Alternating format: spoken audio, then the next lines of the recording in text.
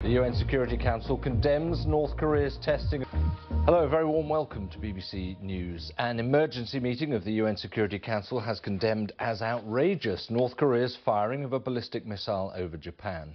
A UN statement insisted yet again that Pyongyang launch no more rockets and abandon its nuclear weapons program. Well, North Korea's official news agency says the latest missile test is a prelude to containing Guam, reiterating its threat to attack the US Pacific territory. We'll have more from the UN in just a moment. First, though, from Seoul, Yukita Limai reports. This is the rocket that North Korea says it fired on Tuesday morning, which flew over Japan and broke into parts before landing in the sea to the east of the northern island of Hokkaido. Photos released by the country's official news agency show Kim Jong-un monitoring the launch of the medium-range missile. North Korea has said its latest test is a prelude to contain Guam, a statement that shows that the plan to attack the US Pacific territory is still very much under consideration, and that its leader has ordered more drills targeted at the Pacific. The country has also defended its widely condemned act, saying it was a response to joint military drills being conducted by the US and South Korean forces.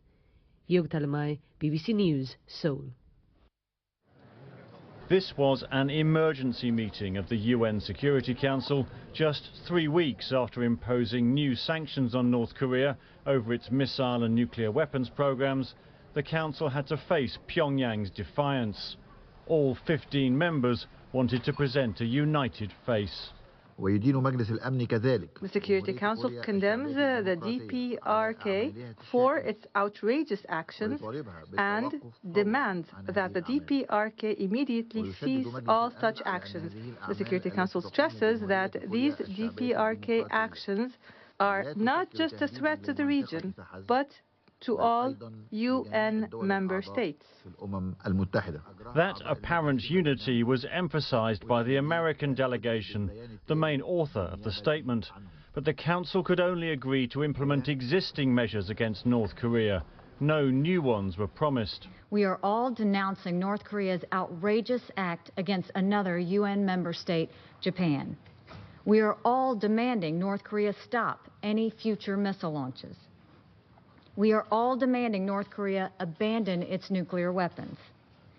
North Korea has violated every single Security Council resolution and violated international law. At the same time, the US is emphasizing military deterrence with large-scale war games in South Korea and the deployment of the THAAD missile defense system. That was directly criticized by China. China stands opposed to any chaos or war on the peninsula. Enhancing military deployment on the peninsula won't help towards achieving the goal of denuclearization or regional stability. The deployment of the THAAD system in Northeast Asia severely jeopardizes regional strategic balance, undermining the strategic security interests of all regional countries, including China. It will further escalate tension on the peninsula, making the issue more complicated and intractable. UN sanctions were first imposed on North Korea after its nuclear test 11 years ago. So far, they haven't stopped the country's military ambitions. Bill Hayton, BBC News. Well, Yukita is live for us from Seoul now, bringing some of the regional reaction to that UN Security Council meeting. Because, Yukita, it's easy for everyone to condemn, isn't it, and be outraged at what's happened. Finding unity of purpose in the next steps in how to respond, as we've just heard from Bill Hayton's piece, clearly much harder. That's right, and this is the country I'm in, which is perhaps most at threat if any kind of escalation happens or if a war actually breaks out.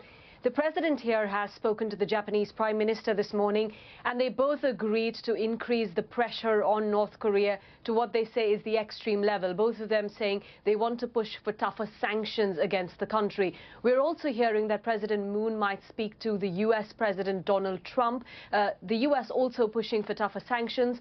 The US and South Korean forces are currently conducting military drills, which they do every August. And every time we see some kind of retaliation from North Korea, last last year. Shortly after these drills concluded, North Korea conducted a nuclear test. This time we've seen a rocket that's flown over Japan. But clearly the statement that's come from the UN today shows the limitation of the control that the international community has over North Korea, because we're just 3.5 weeks from the last UN sanctions that were passed against this country, banning major exports, trying to economically squeeze North Korea. But those don't seem to have resulted in anything, because the statement that's come from Pyongyang today, a very strong one, and saying that it has no intention of stopping. In fact, saying that leader Kim Jong-un has ordered more military drills targeted at the Pacific. Yeah, so you put that together with the White House view, which is all options are on the table, and we can perhaps understand why the Chinese perspective remains as it does, which is really irked by both sides.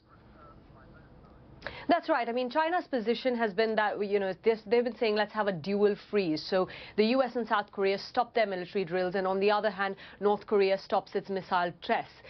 The US and South Korean forces here say they cannot do that because it's a defensive mechanism, that the threat from North Korea is very real. And North Korea then uses this as an excuse to conduct its missile tests. OK, Yogita, for now, thank you very much indeed. Yogita Limai, who is in Seoul for us. We'll keep across that for you, of course. First, let's just take a look at some of the other stories making the news around the world. Prosecutors in Germany say they're charging a suspect in April's bomb attack on the team bus of Borussia Dortmund Football Club with 28 counts of attempted murder. The man, known as Sergei Vey, is alleged to have planned the attack to prompt a fall in the football club's share price, from which he would profit. Venezuela's new Constituent Assembly has voted unanimously in favour of trying opposition leaders for treason, accusing them of promoting economic sanctions imposed by the United States. President Nicolas Maduro has frequently accused opposition leaders of siding with the US, which he says is preparing for military intervention. The countdown's on for the end of the Cassini mission to Saturn. Cassini spent 2 decades in space now. It's performed its lowest orbit before it is destroyed next month. Now, scientists are hoping this final phase of close-up exploration will serve to solve some long-standing mysteries. There are always plenty of those in the business world. Sally? I was just thinking about the many long-standing mysteries I'd love to have sorted out this morning. Today, we are focused on what Theresa May is up to. She's going to be landing quite soon, actually, the British Prime Minister, in Japan. And she'll be talking to her counterpart, Shinzo Abe, on everything from defence to Brexit and, of course, trade. And although the UK can't officially start any trade negotiations until it leaves the European Union, both sides are already weighing up what a future deal might look like. Now, while the UK's investment in Japan is relatively small, if we look at it in 2015 figures, it's just over $6 billion. You can see the other way around. Japan's direct investment into the UK is over $52 billion. Very important to the UK. That investment feeds through to the real economy in a significant way. Roughly 1,000 Japanese firms operate here, employing close to 160,000 people. One of Theresa May's key aims will be to keep as many of those jobs as possible in the UK in future years. And that might be quite tricky, because a strongly worded report from Japan's foreign ministry last year said firms might want to move if EU laws cease to be applicable in the UK. Meanwhile, Japanese banks like Nomura and Daiwa have already chosen Frankfurt as their new EU hubs in the wake of the Brexit vote. And this meeting will also add significance, as only last month the EU signed its own free trade agreement with Japan, a deal the UK will soon be locked out of. So we'll be getting an expert view live from Japan on that visit in World Business Report. Now, believe it or not, it's been 2 years since Angela Merkel took the momentous decision to suspend EU protocol and open Germany's borders to almost 1 million migrants many escaping the war in Syria. Now, the numbers coming into the country have since gone down somewhat, but for those who have made their home in Germany, finding employment has been a real challenge. And of course, as you may well remember at the time, it was not the most popular move internally, and Angela Merkel is looking for re-election. We've got a special report from Berlin on that, and we've got all the other business stories. You've got a lot. It's a packed programme, as per usual. I'll see you soon. As ever, of course. Sally, thank you very much indeed. Now, the Texas city of Houston, hammered by Tropical Storm Harvey, appears to be getting, well, some relief. The harsh weather is moving off to the north. Since Friday, there have been record-breaking rainfalls. It's turned the city's roads into rivers. It's made the neighbourhood resemble lakes. At least 15 people are confirmed dead, and there is still an around-the-clock emergency rescue operation to reach people stranded. All this with a curfew overnight as well, as Keith Doyle reports.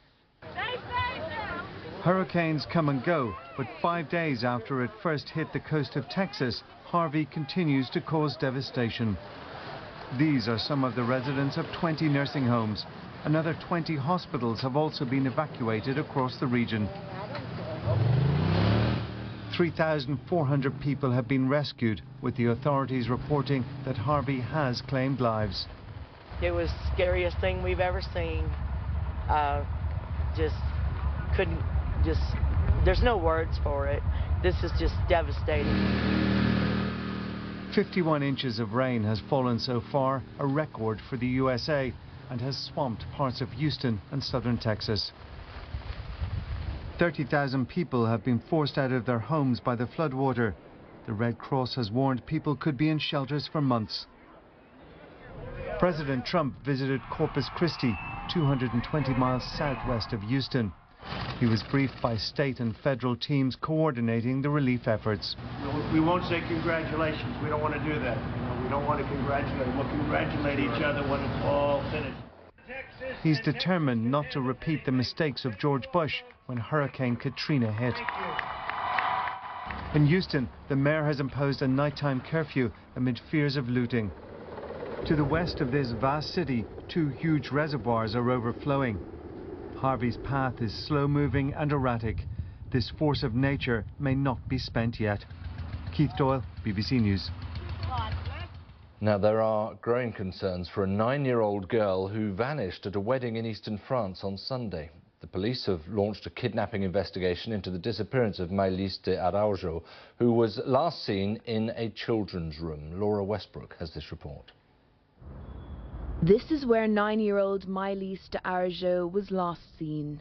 She was at a wedding with her parents in the town of Pont de Beauvoisin when the DJ made the chilling announcement. She had disappeared. Maëlys had been wearing a white sleeveless dress. She was last seen in the children's room at the venue. Police say sniffer dogs lost the child's scent in the car park. It's very surprising, especially a 9-year-old girl, during the night at 3 a.m. It was well lit in the ballroom and dark around it. There's not a lot of traffic around at that time. 3 days on, and police continue to comb the area. Every house in the neighbourhood has been searched. They asked me if I noticed anything suspicious and what we were doing on Sunday. As well as going door to door, investigators are speaking to guests from 2 other parties that took place on the same night. Police have appealed for witnesses to get in touch, and the community is rallying round in the search to find her. I've displayed her poster because it could be my daughter, so I'm thinking about her parents as well. We don't know what's happened, but if we can help in any way and go search for her, of course we will go. At first, police thought Maëlys had been left in a car in the parking lot, but that's looking increasingly unlikely. And now an investigation has been opened into the possibility of kidnapping. Laura Westbrook, BBC News.